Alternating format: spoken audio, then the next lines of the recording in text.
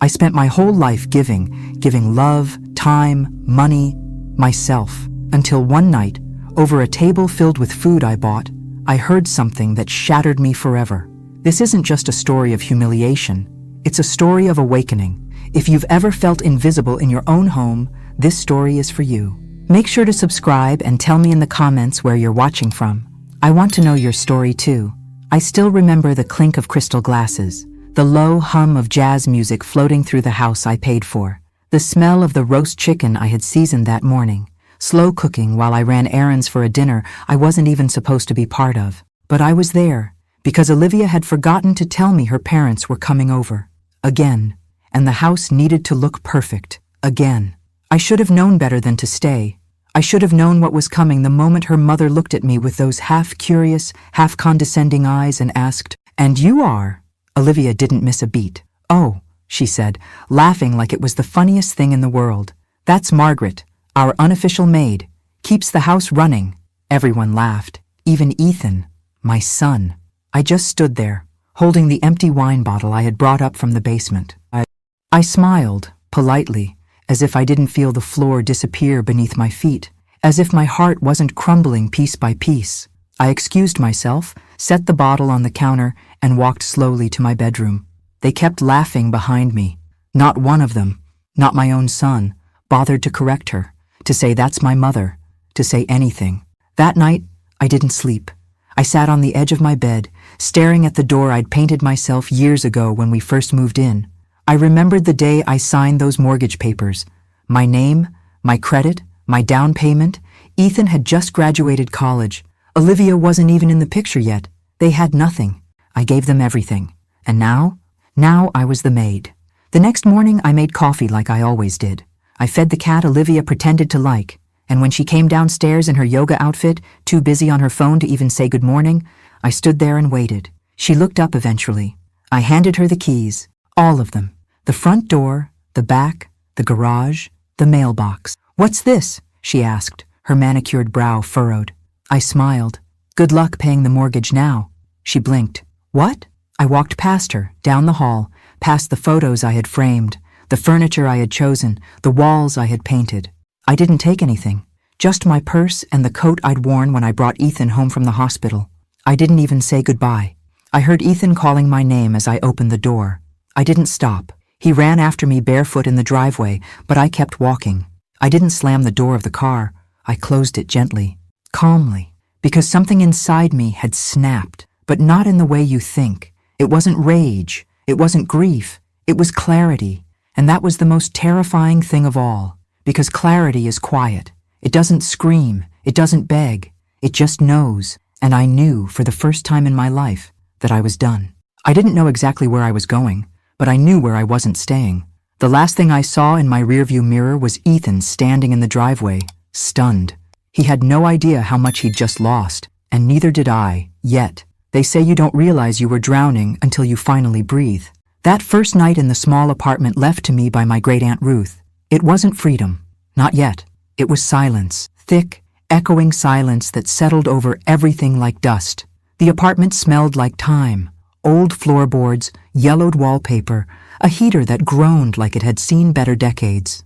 I dropped my bag on the kitchen table and stood there, unsure if I was supposed to cry or laugh. I did neither. I just stood, staring at the chipped tiles, remembering the home I had just walked away from. But it wasn't a home anymore. Not for me. Over the next few days, I moved like a ghost. I slept on the couch because the bed frame in the bedroom was broken. I ate peanut butter sandwiches and microwaved soup. I didn't call anyone. Not because I had no one, but because no one had called me. Ethan didn't text, didn't email, not a single word. I suppose Olivia had told him not to. Or maybe worse, maybe he just didn't care.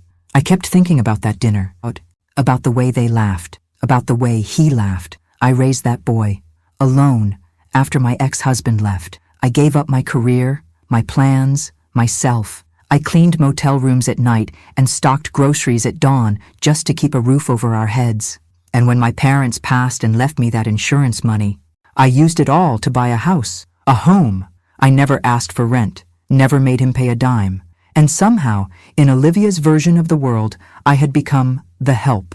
I started writing at night, Old spiral notebooks, the kind I used to buy for Ethan in middle school. I filled page after page, not for anyone to read, just for me. I wrote things I had never said out loud, about how I used to stand in the kitchen and wait for him to say thank you, about how I'd cry in the garage when they'd go out to dinner and not invite me, about how I pretended to be asleep so I wouldn't hear them mocking my TV shows in the living room I paid for.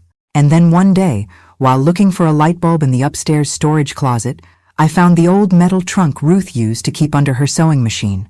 Heavy, rusted. I pried it open, expecting thread and buttons. Instead, I found envelopes, dozens of them, and one in particular that changed everything. It was addressed to me, in Ruth's familiar handwriting, dated nearly 3 decades ago. If you're reading this, it means you've come back, and I'm sorry you had to. My heart pounded as I unfolded the pages. They were yellowed, fragile.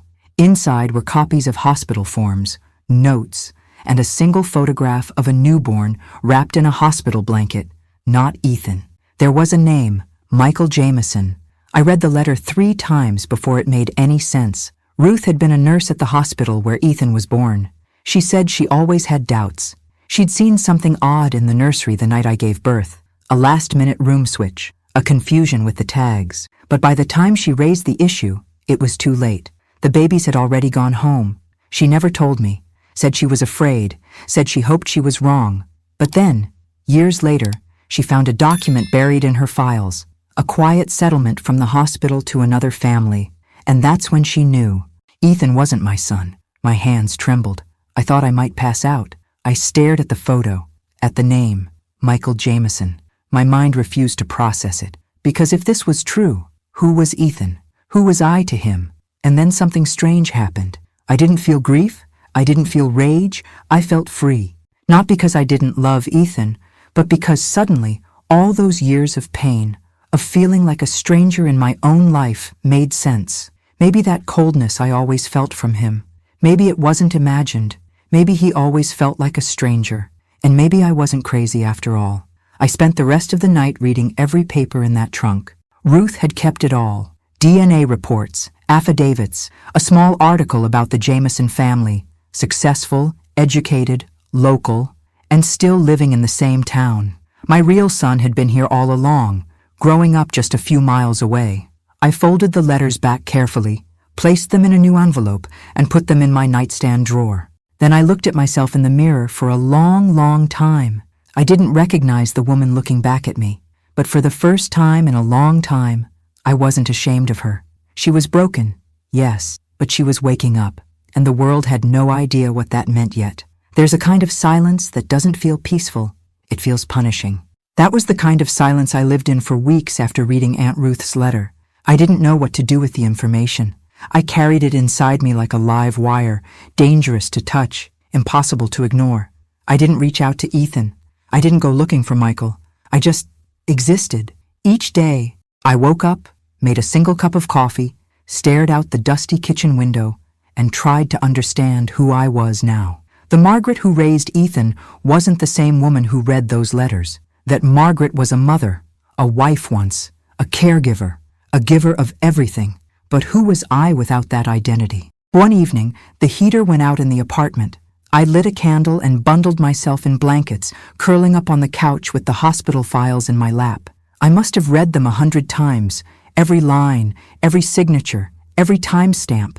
It all checked out. It was real. My real son, Michael Jameson, was born on the same night as Ethan, in the same wing, in a hospital that would later settle quietly with another family, hoping the truth would never surface. Ruth had made copies of everything before she passed. She left me the pieces of a truth that had been stolen from me. I felt grief, but not for Ethan. I grieved the time, the moments I could have had with Michael, the birthday parties, the first days of school, the scraped knees and science projects, all those things I thought I was doing for my child. They were meant for someone else, and yet, somehow I didn't feel hatred toward Ethan. My love for him hadn't been biological. It had been unconditional, or so I thought. But when someone you raise doesn't defend you, doesn't even see you, it forces you to reevaluate everything. It was a Tuesday afternoon when I finally pulled myself together. I had been hiding too long. I wasn't ready to confront Ethan. Not yet, but I could start somewhere. somewhere quiet. I walked into town and stood across the street from the little bookstore near Main and Elm. Jameson's Books. It was painted in deep green with hand-lettered signs on the windows. I'd passed it dozens of times before and never noticed it. He was there. Michael. I didn't need to ask. He looked about 30, maybe a little older. Clean-cut, reading glasses. He was helping a young woman find a poetry book. His voice was soft, patient. His posture was gentle but sure of itself. I stood across the street, heart pounding, eyes fixed on the son I never knew I had, and I cried. Right there on the sidewalk, not sobbing, not loudly, just quiet, unstoppable tears that rolled down my cheeks and into the collar of my coat. I didn't go in, not that day. I just watched. And then I did it again the next day, and the next. It became a ritual.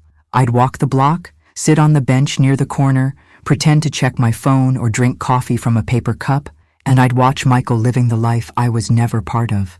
It wasn't stalking. It was mourning, but also preparation. Because slowly, I was starting to put the pieces together. While I sat outside that bookstore, I started noticing things. The schedule of deliveries, the names of customers, the rhythm of the store. I was observing, yes, but not just him. Them, Ethan and Olivia. I started tracking them too, subtly. I knew their patterns from memory. Olivia always posted on social media, tagging her favorite brunch spots, yoga studios, and wine tastings. It wasn't hard to follow the trail, and what I saw made me nauseous. They weren't struggling. They were pretending. Olivia's business, some lifestyle coaching brand, was mostly smoke and mirrors, rented office space, paid followers, credit cards maxed out to maintain appearances. And Ethan? He had quit his job 6 months ago. Olivia called it manifesting a new chapter. I called it delusion. They were building a house of cards, and they had no idea the wind was coming. I didn't tell anyone what I had discovered. Not yet. Instead, I started keeping a second journal. Not like the first, filled with emotions and heartbreak. This one was strategic. Dates, names, business filings, public records. I wasn't just grieving anymore. I was planning. They thought I was gone, invisible, irrelevant, but I was more present than I had ever been. And I was about to remind them exactly who I was. The first time I saw Michael up close, I couldn't speak. It was a rainy Thursday. The bookstore was nearly empty, and he was restocking the biography section, humming under his breath. I had lingered outside too long, and when he turned and looked through the front window, our eyes met. He gave a polite, welcoming smile, nothing more. Just the kind of kindness you offer a stranger. And that's what I was to him, a stranger. My heart clenched. I turned away quickly, pretending to check my phone, but my hands were shaking too hard to fake it convincingly. I walked fast, ducking around the corner, barely making it to the car before the tears came. How do you tell someone that their entire life started with a mistake? How do you look a grown man in the eye and say, "You're not who you think you are, and neither am I"? I went home and pulled out Ruth's letter again, read it 3 more times. She hadn't just discovered the truth, she had investigated it. The name Michael Jameson wasn't a guess, it was confirmed.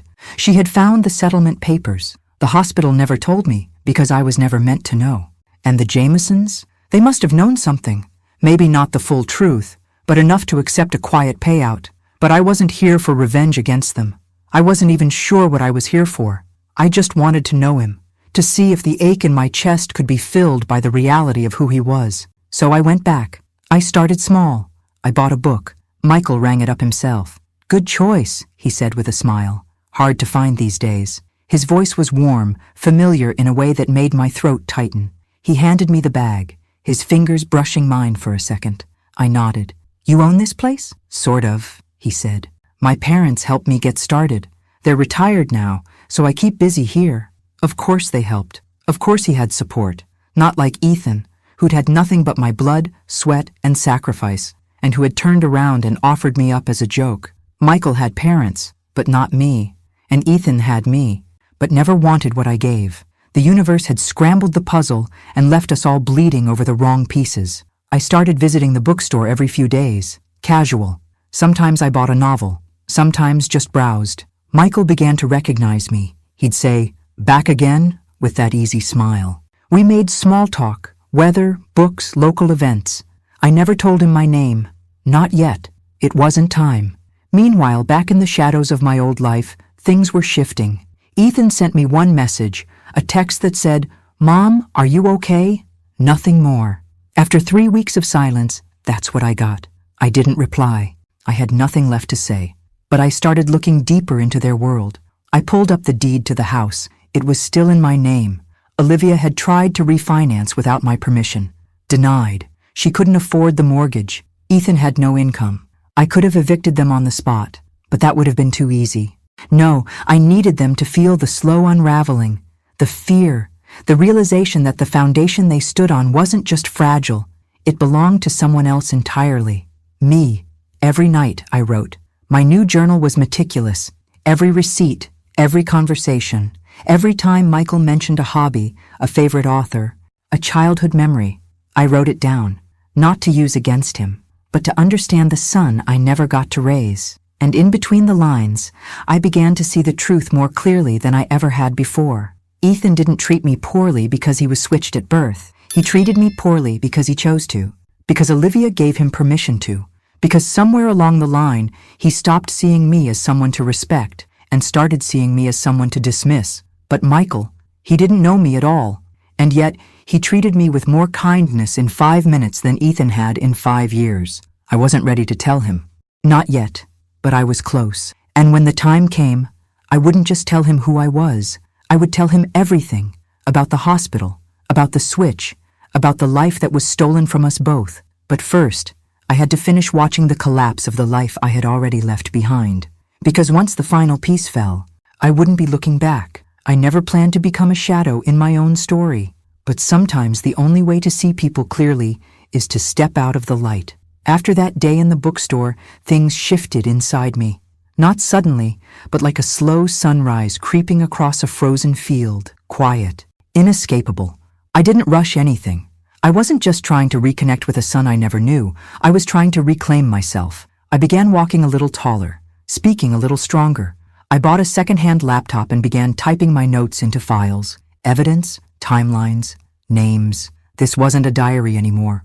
It was strategy, survival. And one thing became crystal clear. Ethan and Olivia's world was held together by duct tape and lies. The house they lived in, my house, was still under my name.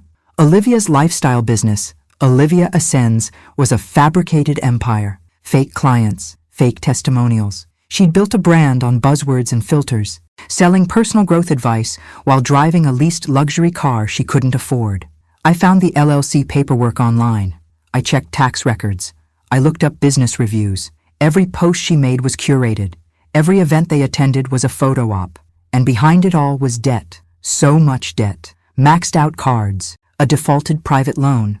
Ethan's student debt, still unpaid. They were suffocating under a mountain of bills, but too proud to say a word. Or maybe too arrogant. That's when I knew. If I pulled just one string, everything would fall. But I didn't. Not yet. Because I had one more step to take first. Michael. I still visited the bookstore and he still didn't know who I was. But each interaction chipped away at the fear. We talked about books, about life, about small things, TV shows, good coffee, city noise. Once we sat at the tiny cafe next door and he told me about how he almost became a teacher. But his love for books pulled him into business. "You remind me of someone," he said once, sipping his tea. "Someone I can't place." I smiled. "Maybe a librarian?" He laughed. "Maybe." That moment stayed with me for days. I didn't just like him. I recognized him, not just by the file I had read or the photo Ruth left me, but in the way he treated people, in the way he listened, the quiet strength in him. It felt like mine. It was in his posture, his calm, his presence. I started dreaming about a different life, one where I'd raised him, one where we baked cookies in the kitchen, where I took him to soccer games and cheered from the sidelines. I could picture it so vividly it made my chest ache, but I couldn't go back, so I planned for what was next. The first thing I did was call a lawyer, not for revenge, for justice. I wanted the house sold. I had every legal right to it. I made the down payment, paid every bill, and never signed it over. Ethan had always said, "We'll put it in your name later. No rush." Of course, there was no rush. For him, I was paying everything. Now I wanted my name back, my rights, my home, if not physically, then legally. I met with an attorney downtown, A woman about my age, sharp and direct. She listened without judgment. When I told her what happened, she nodded slowly and said, "We'll file the motion this week." I signed the papers with a steady hand. That evening, I walked past the house. The porch light was on. Olivia was sitting on the swing, scrolling on her phone, glass of wine in hand. Inside, Ethan was on the couch, playing video games. Their lives were running on autopilot. No idea that the ground beneath them was already shifting. It wasn't about punishing them. It was about restoring balance. And when the house sold, they would feel what I had felt for years, powerless. And maybe, just maybe, they'd understand what it meant to be discarded. I didn't slam doors. I didn't scream. I just watched, waited, and walked away. The first domino had fallen, and none of them even knew it yet. I've always believed that silence is stronger than noise, that true strength isn't in how loud you fight, but in how deeply you know you're right. The day the official notice went out to Ethan and Olivia, I was sitting at a cafe near the courthouse, stirring honey into my tea with a calm I hadn't felt in years. My lawyer said they'd receive it by a.m. sharp. My phone buzzed. Ethan. I stared at the screen until it stopped ringing. Then I turned it over and let the silence speak for me. It wasn't that I didn't want to hear his voice. I just wasn't ready to hear him lie. Later that afternoon, I checked my email and saw his message. It wasn't long. Just, "Mom, what are you doing? Please call me. Olivia is freaking out." Of course she was. The mortgage was due, and now they couldn't refinance, because the person they thought was too weak to matter was the one holding the deed, and they never saw it coming. A week later, I got another call. Olivia this time. I didn't answer her either. She left a voicemail, her tone tight, barely controlled. "Margaret, we really need to talk. This is all just, it's a misunderstanding. Ethan says you're going through something, and we're here to support you. But you're putting our lives at risk, and that's not fair." I listened twice. She called the house hers, and my silence, it became sharper, more deliberate. They didn't understand yet, but they would. 2 days later, Ethan showed up at my apartment. I saw him through the peephole before he even knocked. Hair uncombed, dark circles under his eyes, a man unraveling. I didn't open the door. He stood there for a long time, knocked once, then again, then said, "Mom, please, don't do this." I stood on the other side, my hand on the knob, but I didn't turn it.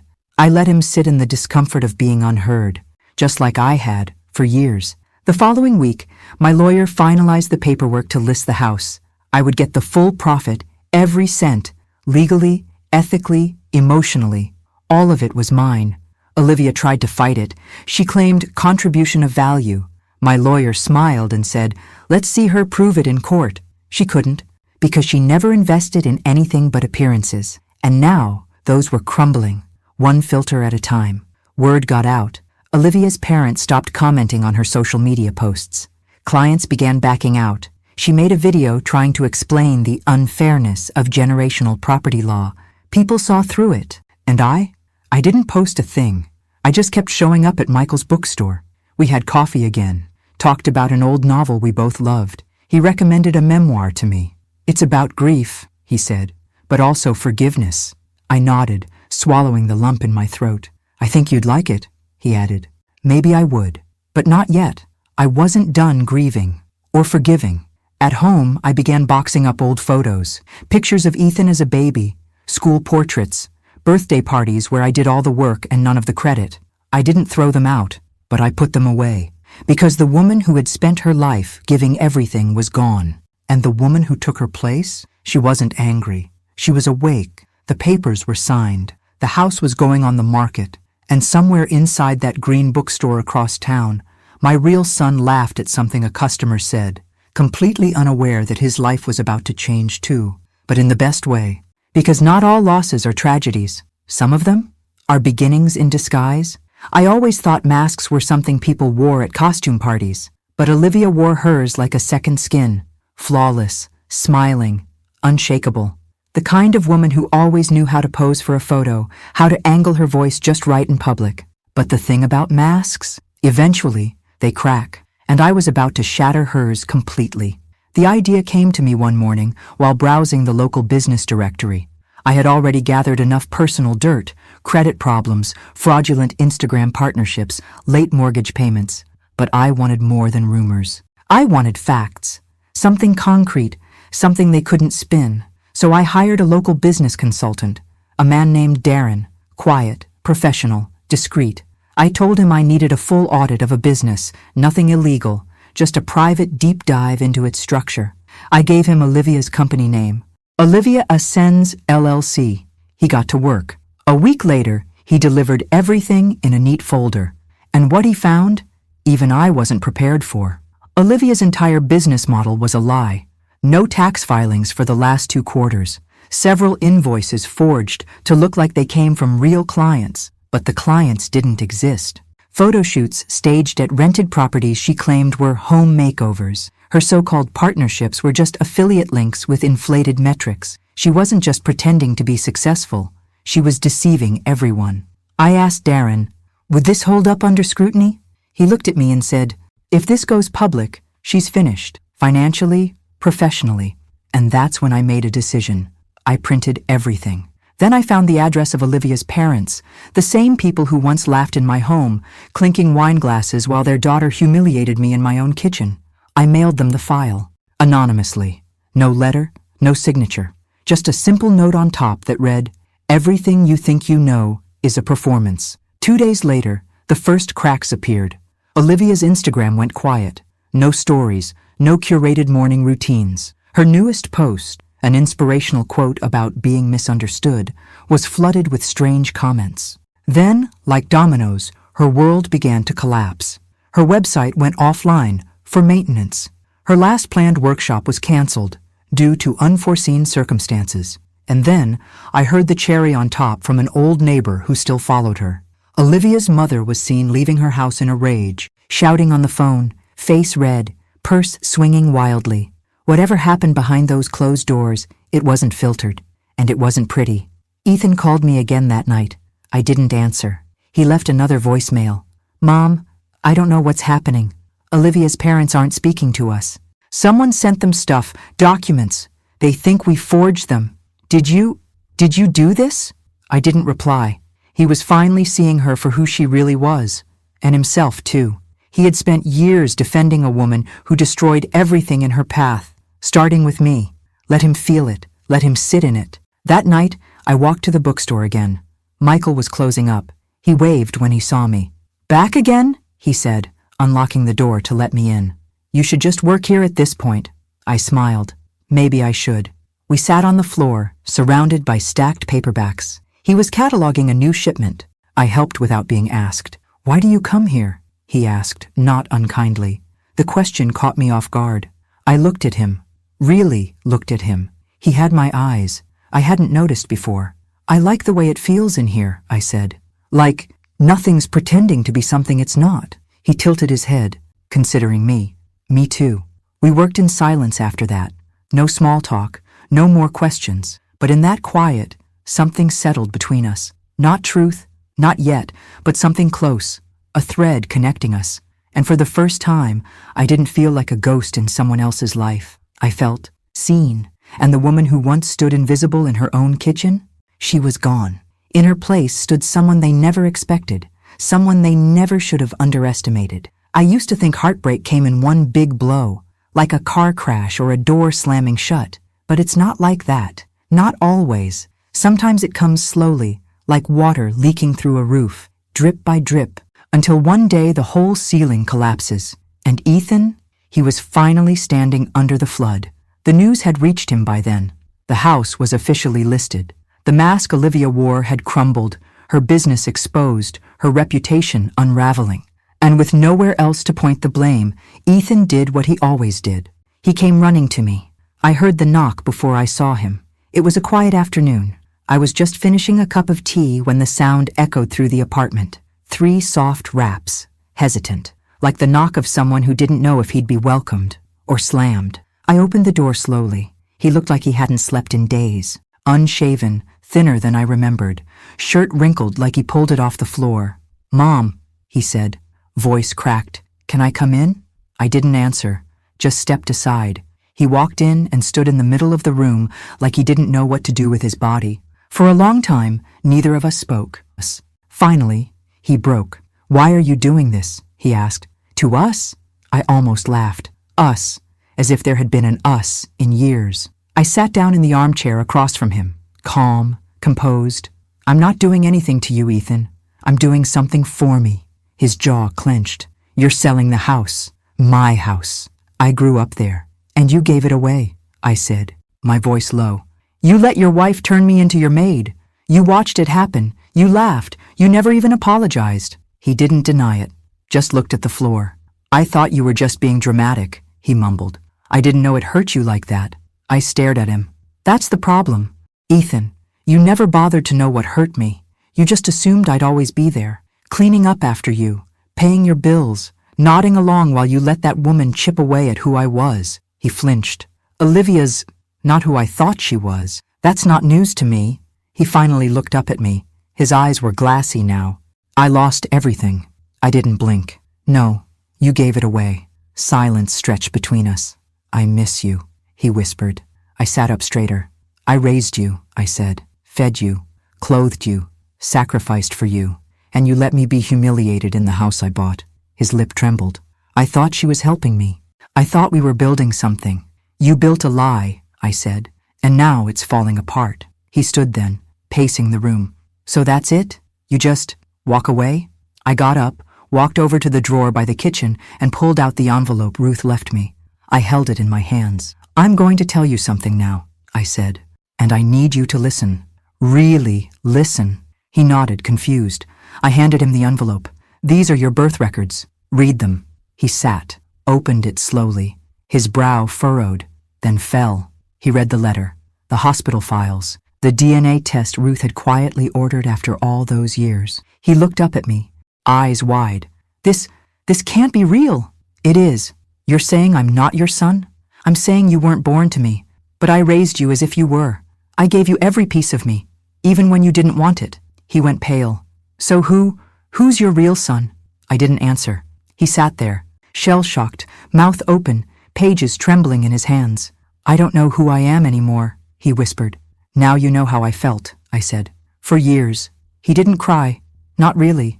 But something in him broke, and I saw it happen. Not with anger, not with satisfaction, just peace. Because I finally said what needed to be said. I walked him to the door. He turned, eyes pleading. Can we fix this? I met his gaze. I don't know, I said, but it's not my job to try anymore. And I closed the door gently behind him. Not with spite, but with finality. Because for the first time in my life, I wasn't the one holding it open. It took me 3 days to decide how I was going to do it. I practiced the conversation in front of the mirror, in my car, even in line at the grocery store with my hand clutched around a basket of oranges, whispering lines I could barely finish. I'm your mother. There was a mistake. You've lived a life that wasn't meant to be yours, and so have I. But nothing sounded right. Because how do you drop a truth like that into someone's life and expect them to survive the impact? Still, I had to try. Michael was in the bookstore, like always. The light inside fell through the windows in golden beams, softening the shelves and scattering shadows across the hardwood floor. It felt like a sacred space, a place where truth belonged. When he looked up and smiled, I almost turned around and walked away. But I didn't. Hey, he said, you came at the right time. We just got a new batch of rare poetry editions. I swallowed the lump in my throat. Actually, I said, I came to talk. He studied me for a second, sensing something in my voice. Sure, come on back. He led me through a side door to a tiny break room, a kettle on the counter, a mismatched couch, a chipped table, real life, no filters. We sat. I've been coming here for a reason, I started, twisting my hands together. I figured, he said softly. You have? You're not exactly here for the books. I gave a small, sad laugh. No, I'm not. Then I took out the envelope, Ruth's letter, the birth records, the DNA proof, and set it on the table between us. What's this? He asked, cautious. Something that's going to change everything. He looked at me, waiting. 30-some years ago, I said, my voice breaking. There was a mistake at the hospital. 2 babies, switched at birth. His eyebrows drew in, confusion blooming across his face. My son, I said, was given to another family. He went very still, and theirs was given to me. He didn't say anything for a long moment. I raised him, I continued, loved him with everything I had, but he He didn't love me back. Not really. His eyes searched mine, slowly connecting pieces I wasn't saying aloud. You think I know you are. He looked down at the envelope, picked it up with trembling hands. Inside were the documents, the timeline, the explanation, Ruth's letter, with her quiet confession. He read in silence. Every second stretched into forever. When he finished, he didn't look at me right away. Just set the papers down, his fingers still resting on the edges like he needed to hold on to something. This is a lot, he finally said. I know. And you're Margaret? Yes. He looked up, his eyes glassy. I don't feel anything. Not yet. You don't have to, I said. I'm not here to ask for a place in your life. I wanted you to know. I needed you to know. He nodded slowly. Why now? Because I couldn't live with the silence anymore. Because the truth deserved to breathe. He leaned back, exhaling hard. I have parents. They raised me well. I know. I love them. I would never ask you not to. We sat in that tiny room, surrounded by books and the scent of old paper and peppermint tea, and I felt something I hadn't in years. Relief. Not joy, not closure, but the freedom of no longer carrying something so heavy alone. He stood after a while, pacing slowly. I don't know what to do with this, he said honestly. I don't either. But I don't hate you. Tears filled my eyes. That's more than I expected. He turned to face me again. You didn't have to come, but you did. I didn't know how not to, I said. He nodded again, a quiet understanding settling between us. Can we take it slow? He asked. I don't want to make this something it's not. I wouldn't ask for anything else. He gave me a faint, fragile smile. You want to stay for tea? I smiled back. I'd love to. We didn't talk about the files again that afternoon. We talked about books and weather and how he hated the sound of wind chimes but loved the rain. And though the past still sat between us, unopened and raw, we had started something. Not a relationship, not yet, but maybe, just maybe, a beginning. By the time autumn rolled in, the leaves weren't the only things changing. The house sold faster than expected. I got the full asking price, more than I imagined. Ethan and Olivia had to vacate within 30 days. No extensions, no renegotiations. I didn't evict them out of anger. I evicted them out of necessity. Because that house had been my prison for too long, and watching them pack up their curated life, box by box, knowing every pillow, plant, and designer trinket had been bought on borrowed time, it felt like watching a theater set being dismantled. The play was over, the illusion gone. The day the moving truck came, I drove past. I didn't stop. I just watched from a distance as Olivia barked orders at the movers, her sunglasses hiding whatever remained of her pride. Ethan stood on the lawn, phone pressed to his ear, pacing in circles. I wonder if he ever thought he'd see this day. I wonder if he knew I would be the one to bring it. Their fall wasn't dramatic. There were no screaming matches, no scandals on the local news, but it was complete. Olivia's parents pulled their financial support. Her business lost every major sponsorship. Her brand, once pristine, was now whispered about in corners of town. The woman who had laughed at me in my own kitchen now couldn't afford her overpriced skincare line or daily matcha. Ethan tried to get a job, any job, but with no degree, no references, and no recent experience, doors didn't open. He moved into a small apartment on the outskirts of town. I heard this from the lawyer. I didn't ask, but I also didn't celebrate, because this wasn't about revenge. It was about truth, about consequences. Meanwhile, my life, quietly, steadily, was becoming something new. Michael and I continued meeting, always casually, coffee, book discussions, shared articles and little comments about life. He asked about my writing once, and I told him I'd started working on a memoir, that I had a story to tell. Even if I never published it, he said, you should. Stories like that matter.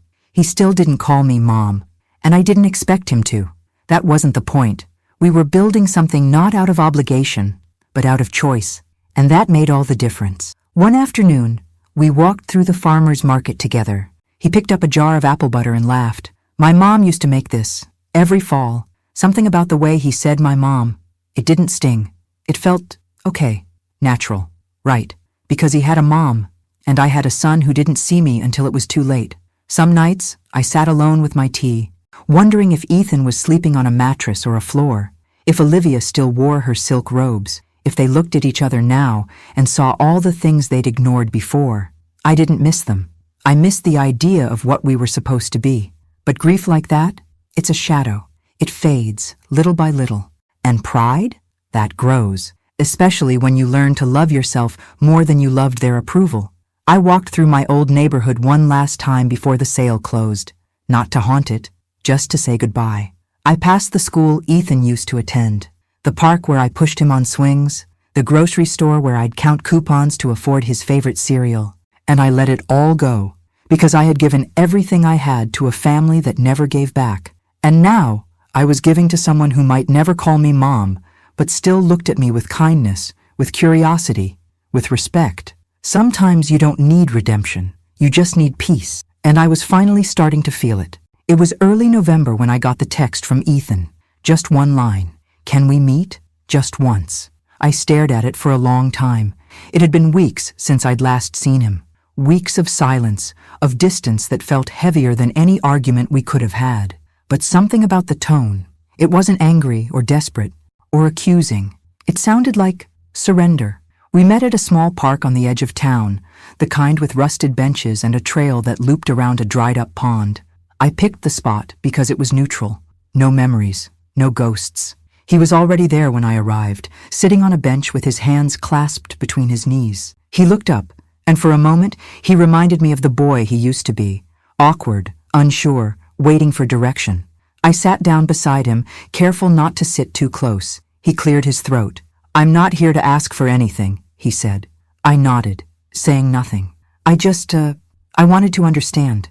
I reached into my bag and pulled out the manila envelope. Again.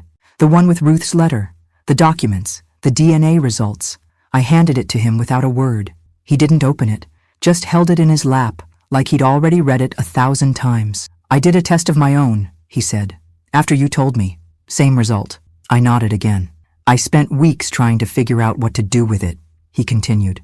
"And I kept thinking, if I wasn't your son, then what was I?" I looked at him then, really looked, and I said softly, "You were my child, but I treated you like, I know how you treated me."